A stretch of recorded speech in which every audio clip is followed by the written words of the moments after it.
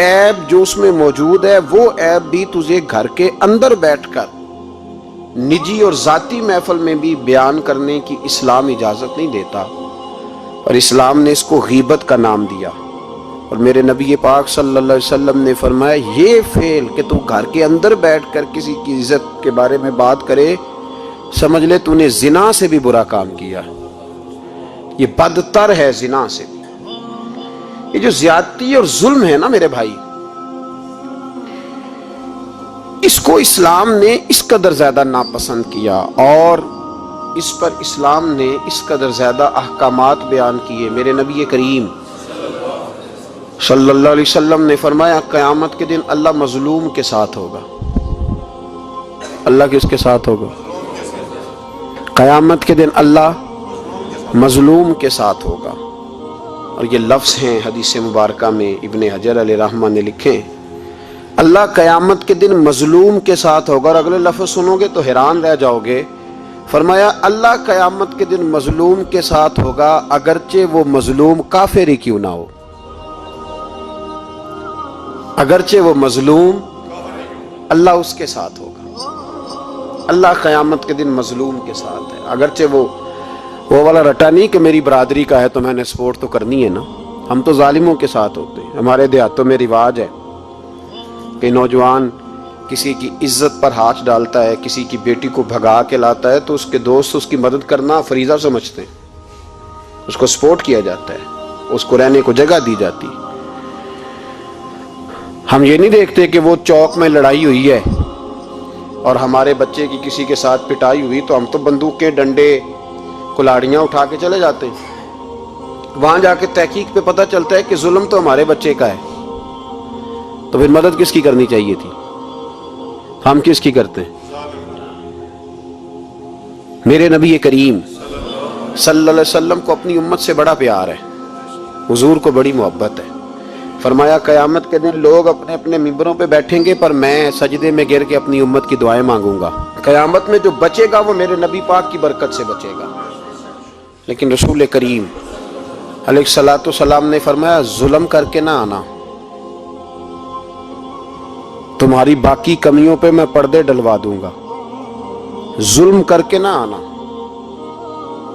امام بہقی روایت لائے ہیں، محبوب پاک نے فرمایا میرے امتی نے کسی ذمی کافر کے ساتھ اگر زیادتی کی، وہ ٹیکس دیتا تھا، جزیہ دیتا تھا، ذمی کافر تھا، اور میرے امتی نے اگر اس کے ساتھ زیادتی کی تو نبی پاک صلی اللہ علیہ وسلم فرماتے ہیں میں قیامت کے دن اس کافر کے ساتھ مل کر اپنے امتی پر اللہ کی بارگاہ میں مقدمہ دائر کروں گا، میں خود مقدمہ دائر کروں گا۔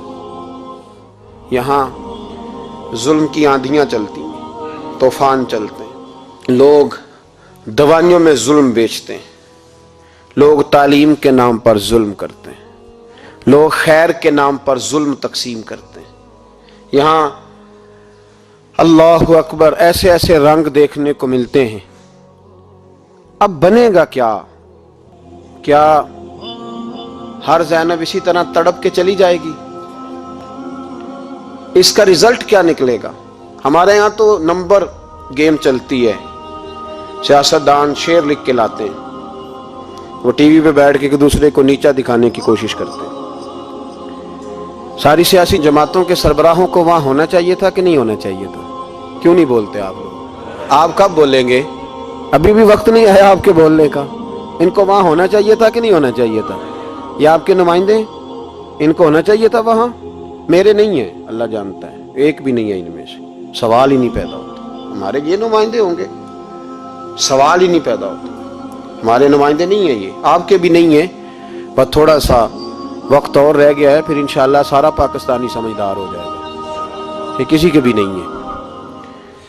میرے بھائی نمبرنگ ہو رہی ہے۔ میں رات گجرات میں تھا تو میں کہہ رہا تھا کہ ایک صاحب کہنے لگے مجھ سے وہاں کے پنجاب کی حکومت کو ریزائن کرنا چاہیے تھا کہ نہیں کرنا چاہیے تھا، تو میں نے کہا ریزائن وہ کرتے ہیں جن کے اندر کو تھوڑا بہت شرم کا مادہ ہوتا ہے۔ یہ لوگ ریزائن کریں گے؟ یہ کیسے کر سکتے ہیں؟ اور پھر ریزائن صرف ان کو نہیں کرنا چاہیے تھا، میری تو دعوت یہ ہے کہ ہر سیاسی جماعت ریزائن کرے، کہ ہم اس ملک میں سیاست نہیں کریں گے، مذہبی جماعتیں تبلیغ کرنا بند کر دیں، پیرانے عظام گدی نشینیاں چھوڑ کے باہر نکلیں۔ یہ جو ہر چوک اور ہر چوراہے میں لوگ نصیحتوں کا بازار گرم کر کے کھڑے ہیں، یہ چھوڑ دیں۔ کیا اثر ہے تمہاری تبلیغوں کا؟ کیا مل رہا ہے قوم کو؟ تمہاری گدیاں کیا تزکیہ نفس کر رہی ہیں؟ اور ہر اس آدمی پہ مقدمہ ہونا چاہیے جس کے موبائل میں گندی فوٹو ہے۔ ہر وہ آدمی مجرم ہے جو گند دیکھتا ہے، گند آگے تقسیم کرتا ہے۔ ایسے ہی ایک دو آدمی کا نام لگا کے چپ کر گئے ہو، صبح قیامت کے دن اس زینب کے خون کے حساب میں مجھے بھی پوچھا جائے گا اور آپ کو بھی پوچھا جائے گا۔ ہر ایک آدمی دوسرے پہ بوجھ ڈال کے خاموش ہو جاتا ہے۔ حکومت نے غلط کیا، حکومت بنوائی کس نے تھی؟ کس نے ووٹ دیا تھا؟ برابر کے شریک ہیں ان کے جرموں میں جو ان کو ٹھپے لگاتے ہیں، چپ کر جاتے ہو تنقید کر کے۔ حضرت سیدنا امام مالک رحمت اللہ علیہ فرمایا کرتے، ظالموں کا مددگار بھی ظالم ہوتا ہے۔ تو ان کو ٹھپے لگانے والا ظالم نہیں ہوتا؟ وہ نہیں مددگار ظالموں کا؟ ابھی تک لوگ کہہ رہے ہیں مولانا آپ سخت جملے کہتے ہیں، آپ سخت جملے کہتے ہیں، آپ بچیں۔ میں نے کہا تمہیں پتہ نہیں نا، تمہیں خبر نہیں، تم اس زیادتی کا شکار نہیں ہو، تمہیں کیا پتا۔ میرے ایک چچا کا بیٹا تھا، اکلوتا تھا، وہ رستے میں جاتے ہوئے کسی کی گولی کا شکار ہو گیا۔ میں تھانے گیا پرچہ کٹوانے، طالب علمی کا زمانہ تھا۔ جب میں گھر سے نکلا تھا تو میری جیب میں 2 روپے تھے۔ میرے تو ابا جی بڑی دیر پہلے انتقال کر گئے۔ چچا کی یہ حالت تھی کہ وہ بیچارے اٹھنے کے قابل نہیں رہے، ایک بیٹا تھا۔ اور میں جب تھانے گیا تو میں نے پرچہ کاٹنے والے سے کہا کہ قتل ہو گیا ہے، پرچہ کٹوانا ہے۔ اور ڈاکٹر یہ کہتا ہے، ڈاکٹر جو مسیحا بنے پھرتے ہیں قوم کے، وہ کہتا ہے لاش کو ادھر رکھو اور پہلے پرچہ کٹوا کے لاؤ، پھر پوسٹ مارٹم کریں گے۔ اس نے بھی ایک ٹیلی فون کرنا گوارا نہیں کیا۔ یہ سارے ظالم ہیں الا ماشاءاللہ، یہ سب کٹہروں میں آئیں گے، ان سب کو حساب دینا۔ ان کی گودوں میں بیٹھنے والے مولوی اور پیر سب سے پہلے وہ لٹکائے جائیں گے، سب سے پہلا نمبر ان کا ہے۔ میں نے جا کے کہا پرچہ پہلے پرچہ کٹواؤ پھر پوسٹ مارٹم شروع۔ میں نے کہا پرچہ، تو پولیس والا مجھے کہنے لگا ایک پینسلوں کا ڈبہ لاؤ۔ یہ نمائندے ہیں ہمارے، یہ ہماری حفاظت کرنے پہ ہیں، تم نے خود اپنے لیے پولیس بنائی ہے۔ زینب کا چچا کہتا ہے جب میں تھانے گیا تھا پرچہ کٹوانے، مجھے پولیس والے کہتے تھے اگر مالٹے ٹھنڈے ملتے ہیں تو لے کے آ۔ اور زینب کا چچا کہتا ہے کہ وہ مجھے کہتے تھے کہ جا نیسلے کی 2 بوتلیں لا، پانی پینا ہے۔ اس ملک پہ بسنے والوں کا کوئی وارث نہیں، کوئی نہیں ان کا والی وارث۔ اور کہتے ہیں کوڑے میں پڑی لپٹی ہوئی خون سے لاش، اور مجھے پولیس والے کہتے ہیں فلانے نے لاش ڈھونڈیا، اسے تو پہلے 10,000 دے لے۔ میں ظالم ہوں، آپ ظالم ہیں، جنہوں نے ان ظالموں کو اپنا سپہ سالار بنایا ہے۔ تیاری کر رہو اللہ کے حضور۔ میں نے پوچھا رب کریم سے، مولا تو بتانا رزلٹ کب نکلے گا؟ تو رب کریم نے فرمایا دنیا تو غافل ہو سکتی ہے، وَلَا تَحْسَبَنَّ اللَّهَ غَافِلًا عَمَّا يَعْمَلُ الظَّالِمُونَ۔ کر جا کے سورۃ ابراہیم کی آیت نمبر 42 پڑھو۔ رب فرماتا ہے اللہ غافل نہیں ہے ان لوگوں سے جو دنیا میں ظلم کر رہے ہیں، اللہ ظالموں کے کاموں سے غافل۔ تو پھر مولا رزلٹ کیا ہے؟ فرمایا انما یؤخرہم لیوم، اللہ نے ایک دن کے لیے یہ فیصلے رکھے ہوئے ہیں۔ رب روز عدالت نہیں لگائے گا، اللہ نے ایک دن رکھا ہوا ہے۔ تشخص فیہ الابصار، فرمایا میں ظالموں کو اس طرح لٹکاؤں گا کہ لوگوں کی آنکھیں کھلی کی کھلی رہ جائیں گی۔ میں ظالم کو، رب کریم فرماتا ہے مجھے کوئی غافل نہ سمجھے، وقت آنے والا ہے، وقت آنے والا ہے۔ حضرت وہب ابن منبہ رحمت اللہ تعالی علیہ فرماتے ہیں، آپ فرماتے بنی اسرائیل کے اندر ایک بادشاہ بڑا ظالم تھا، اس نے محل تعمیر کرنا شروع کر لیا۔ محل بن رہا ہے، محل کے بیچ ایک جھونپڑی آ گئی، کٹیا ایک بوڑھی عورت کی۔ تو بادشاہ نے اس بی بی سے کہا کہ یہ کٹیا، یہ جھونپڑی دے دو، میرے محل کا نقشہ خراب ہوتا ہے۔ تو بوڑھی کہنے لگی میں بیوہ بھی ہوں، بے اولاد بھی ہوں، جب میں بیاہ کے یہاں آئی تھی تو میرے ابا نے کہا تھا بیٹی تیرا جنازہ نکلنا چاہیے، تو چلو मैं पका हुआ फल हूं, थोड़ा वक्त रह गया है, मर जाऊंगी तो तुम्हारा ही है, मेरा कौन सा कुबाली वारस है। चलो जिंदगी की जो सांसें रह गई हैं मुझे यहां गुजार लेने दो। बूढ़ी मिन्नत करने लगी। बादशाह ने कहा नहीं नहीं, तू पैसे ले और हमें खाली करके दे झोंपड़ी। बादशाह ने इसरार किया तो बूढ़ी कहने लगी नहीं मैं नहीं दूंगी। वो अपने घर के अंदर बैठ गई। यूं समझ लीजिए कि बिल्डोजर तैयार करके छुपा दिया गया। 2 4 5 सिपाही खड़े कर दिए कि बूढ़ी ने को सारी जिंदगी घर में तो नहीं ना बैठना, निकलना तो है ना बाहर। जब निकले ना तो फौरन इसका मकान गिरा दो, 2 4 5 10 मिस्त्री इकट्ठे लगाओ, दीवार बना दो। इस तरह कब्जे होते। बूढ़ी कुछ देर तो चिमटी रही घर के साथ, फिर उसको निकलना भी था। जब उसने समझा कि अमन हो गया है, फिर वो बूढ़ी बाहर निकली। और जब वो गई बाहर, चंद घंटों के बाद वापस आई तो झोंपड़ी गिरी हुई थी। घर की छत के तिनके हवाओं के साथ बिखरे हुए थे। नया मकान बन गया। वहाब इब्ने मुनब्बे अलैहि रहमा फरमाते उस बीबी ने जो दुआ मांगी तो अर्श फर्श हिलने लगे, जमीन कांपने लगी। उस बीबी ने लफ्ज पता क्या अदा किए? कहने लगी ए अल्लाह, मैं तो मौजूद नहीं थी, तू बता तू कहां था। अल्लाह मैं तो नहीं थी। ज़ैनब की अम्मा भी पूछती है अल्लाह मैं तो नहीं थी, तू तो मौजूद था ना। तो अर्श का मालिक कहता मैं हिला दूंगा। जरा इन उलमा को, मशाइख को, इन अरबाब इक़्तिदार को देख लेने दो, मेरी ढील है, मैं इन्हें हिला दूंगा। कहती अल्लाह मैं तो नहीं थी, तू कहां था, तू बता। रब करीम ने फरमाया जिब्रील दौड़ के जा, दौड़। अल्लाह हुक्म क्या फरमाया, पलट दे इस बस्ती को, तबाह कर दे उन लोगों को जो जुल्म पर चुप रहते, उन्हें तबाह कर दे। दुनिया में कतील उससे मुनाफिक नहीं कोई, दुनिया में कतील उससे मुनाफिक नहीं कोई जो जुल्म तो सहता है बगावत नहीं करता।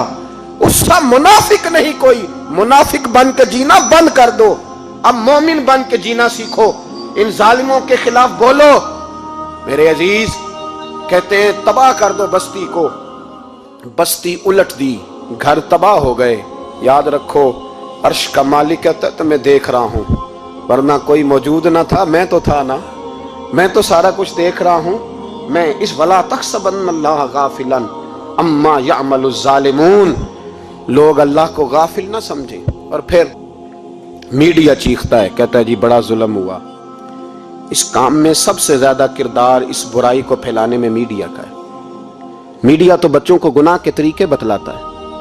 और हुकूमतें, मुमताज कादरी का जनाजा ना दिखाना हो तो मीडिया सारा बंद हो जाता है।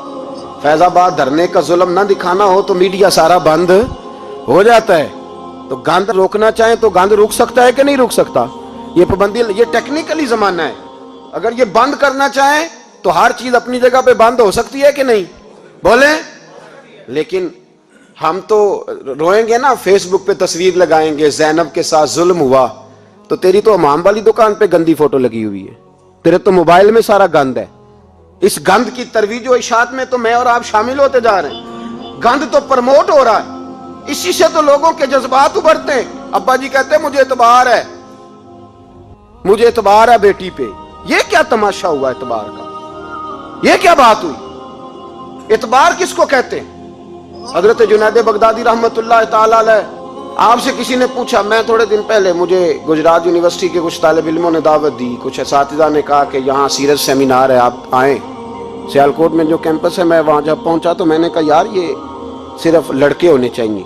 कहने लगे इतने इतने मौलवी तकरीर करते हैं लड़कियों में, तो आप। तो मैंने कहा यार मुझे दिखिया नू समझ लो, पुराने ख्यालात का हूँ, और वैसे भी मेरे लिए मौलवी हुज्जत नहीं, मेरे लिए रसूलुल्लाह का दीन हुज्जत है, तो आप पर्दा कराएं। खैर उन्होंने मेहरबानी की, कोई पार्टीशन हो गई। जब मैं पहुंचा तो शायद 1.5 मिनट लगा हो मुझे गेट से हाल में जाने तक, लेकिन वहां जो बच्चे और बच्चियों का मैंने हाल देखा तो मैं दुआ मांग रहा था, ऐ अल्लाह तू इस कौम पे फजल फरमा, इस कौम पे। अब्बा जी कहते मुझे इतमार है।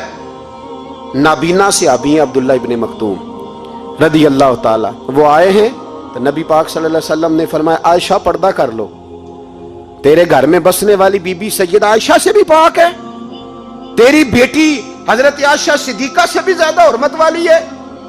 नबी पाक ने फरमाया आयशा पर्दा करो, हुजूर वो नाबीना है। फरमाया तुम्हें तो नजर आ रहा है ना, तेरा एतबार यहां से भी ज्यादा बढ़ गया है।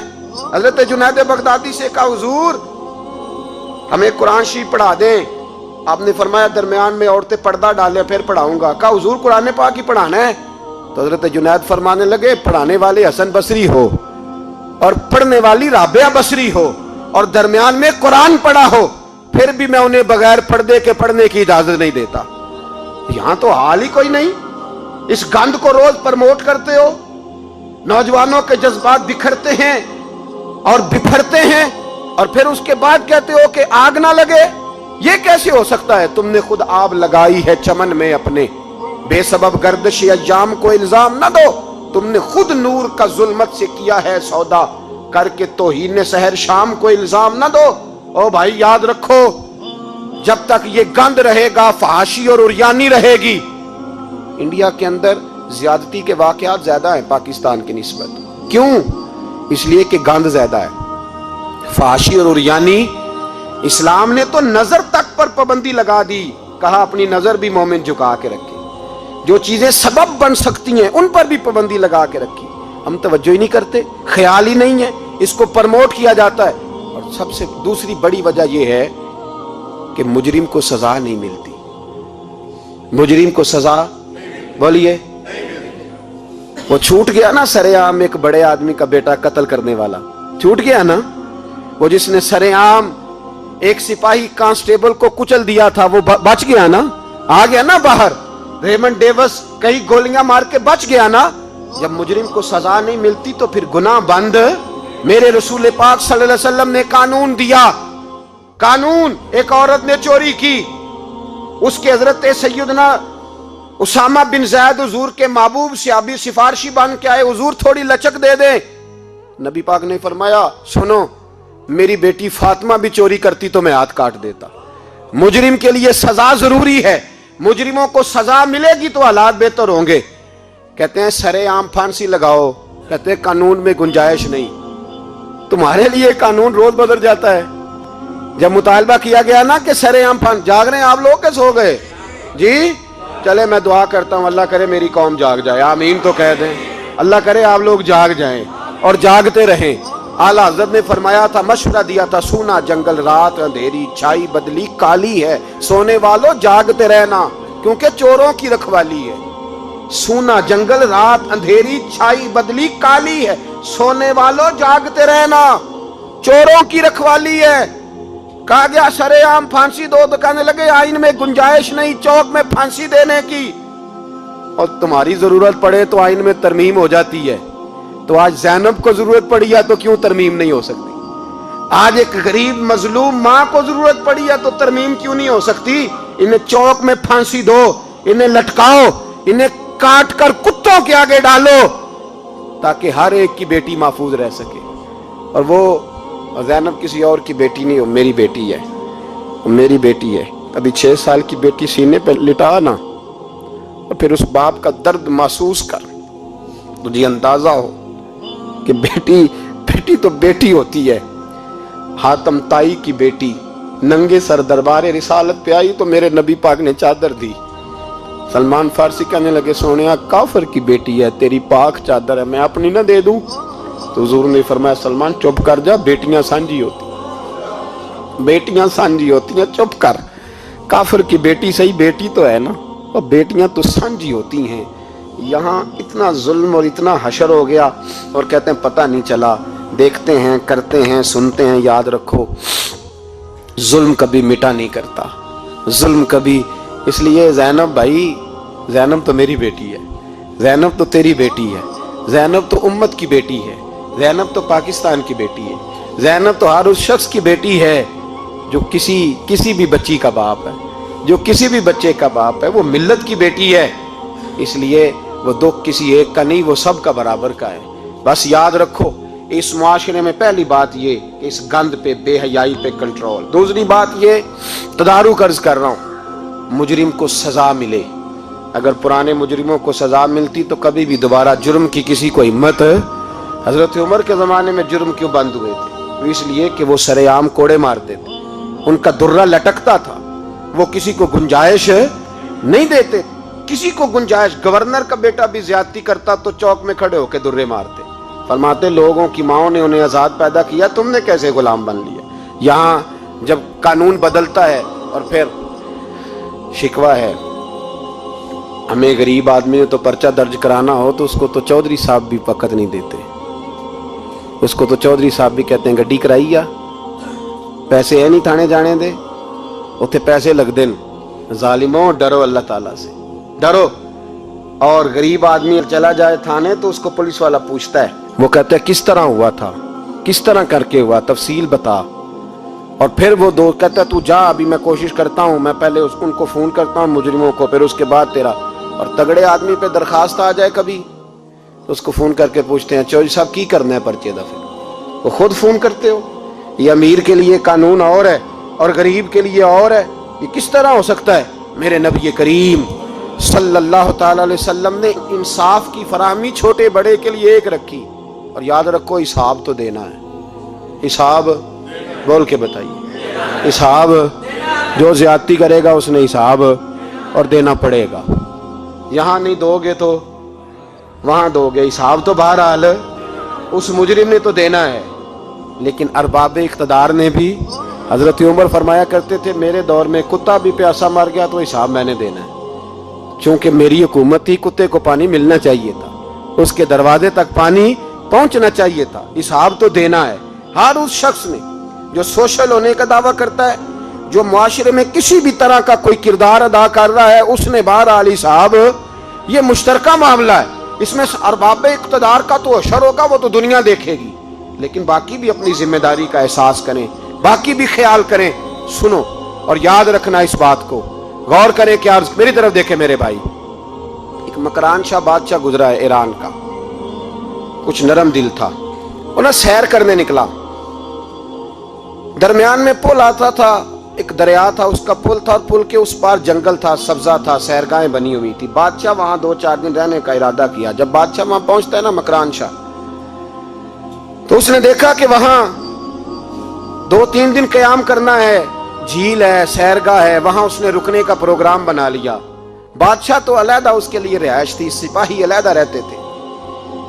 यहां तो लोग कहते हैं ना वो पुलिस को डांटते हैं, पुलिस को पूछते हैं, और भाई पुलिस तो तुम्हारे मतहत होती है, पुलिस तो समझ गई है कि तुम किस तरह उनसे काम लेते हो, उनको तो तुम अपने तहत रखते हो।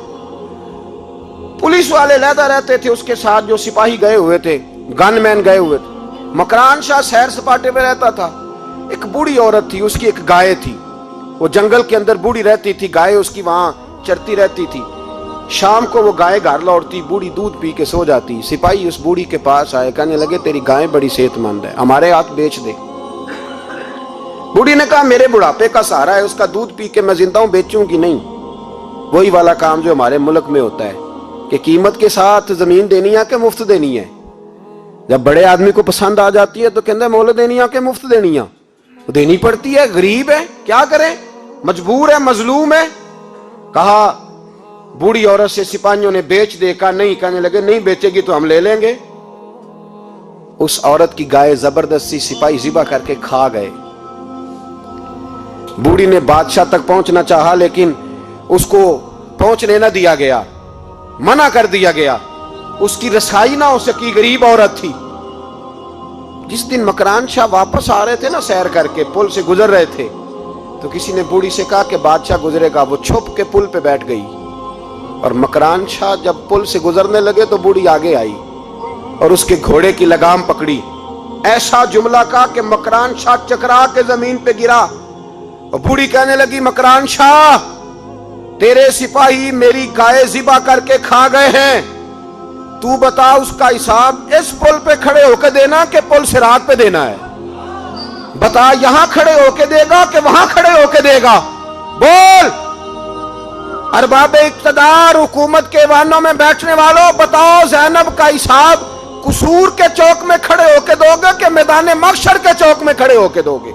बताओ कहां हिसाब देना है, यहां देना है कि वहां देना है? हिसाब तो बहरहाल तुम्हें देना है। इस कौम को उसका हिसाब तो, ज़ैनब का हिसाब तो देना है, देना पड़ेगा, दिया जाएगा, पूछा जाएगा।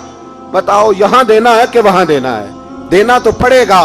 यहां दोगे تو ہو سکتا ہے قیامت میں بچ جاؤ، اور اگر یہاں نہیں دو گے تو وہاں لٹکا دیے جاؤ گے، رسوا کیے جاؤ گے، پوچھا جائے گا۔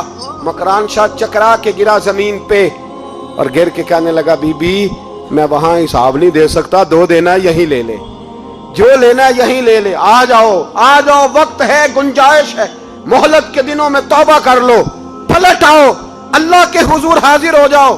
اس معاشرے کو صفائی کی ضرورت پڑ گئی ہے۔ اس معاشرے میں ہر آدمی اپنا کردار ادا کرے، ظالم کے خلاف اٹھے، بے حیائی، فحاشی، عریانی، بدنگاہی، اس کے خلاف اٹھے۔ حضرت امیر معاویہ رضی اللہ تعالیٰ عنہ اپنے دور حکومت میں باہر نکلے، ایک بی بی با پردہ عورت برقعے میں گلی میں گھوم رہی تھی، برقع ڈال کے۔ حضرت امیر معاویہ دوڑ کے مسجد چلے گئے، رونے لگے، کہنے لگے صحابہ کے زمانے میں یہ عورتیں گلی میں آ گئی ہیں، ہمارے دور میں ہی آ گئی ہیں، کہیں اللہ کا قہر نازل نہ ہو جائے۔ حالانکہ وہ با پردہ تھی بی بی، یہاں تو بڑی ڈٹائی کے ساتھ فرنٹ سیٹ پہ بے پردہ عورت کو بٹھایا جاتا ہے اور دلیلیں دی جاتی ہیں کہ ہم پڑھ لکھ گئے ہیں، ایف ایس سی اور بی ایس سی ہماری تعلیم ہے، ہمارے پاس ابھی تازی تو کار آئی ہے، تو بتائیں نا کہ جو کار پہ بیٹھی ہے وہ کار کی مالکن ہے۔ یہاں تو ہر چیز کھول کے بیان کرنا لوگوں نے اپنے لیے ضروری سمجھ لیا ہے، اپنے کلچر کا حصہ بنا لیا ہے۔ خدا را فحاشی کے خلاف، بے حیائی کے خلاف، عریانی کے خلاف اٹھو اور اس پل کو باندھو۔ جب تک فحاشی رہے گی، عریانی رہے گی۔ پاکستان میں 10 کے قریب بچوں کے ساتھ روز زیادتی ہوتی ہے، یہ آپ کے قومی اخبارات کی آج صبح کی رپورٹ ہے۔ یہ تو وہ چیزیں ہیں جو کھل کے باہر آ گئیں، اور اس کے علاوہ جو بے حیائی کے اڈے کھلے ہوئے ہیں، نہ جانے ان کی تعداد کتنی، کس قدر زیادہ ظلم ہو رہا ہے۔ میرے رسول پاک صلی اللہ تعالی وسلم نے فرمایا جب کوئی زنا کرتا ہے تو ایمان اس کے سینے سے نکل جاتا ہے اس کے سینے سے۔ آنکھوں پر پردہ ہونا چاہیے، کانوں پر پردہ ہونا، اور اگر زینب کے قتل کے بعد بھی کسی کے موبائل میں گندی تصویر ہے اور اس کے قتل کے بعد بھی بے حیائی کے گانے اس کے موبائل میں ہیں، تو پھر وہ رسم کے آنسو نہ بہائے، پھر وہ صرف 2 منٹ کے لیے آگے بڑھ کے مرثیہ خان نہ بنے، وہ پھر شاعر اور ادیب بننے کی کوشش نہ کرے، وہ پھر اپنے حصے کا جملہ لگا کر اپنے آپ کو فیس بک پہ ایکٹیو رکھنے کا تماشا نہ کرے۔ کیا مطلب ہوا ان چیزوں کا؟ اگر ابھی بھی برائی کے خلاف نہیں اٹھنا، بے حیائی اور فحاشی کے خلاف نہیں اٹھنا، میرے عزیزو آخری بات سننا اور اس کو ہمیشہ یاد رکھنا۔ میرے نبی پاک صلی اللہ تعالی علیہ وسلم نے فرمایا ہے، کسی ایک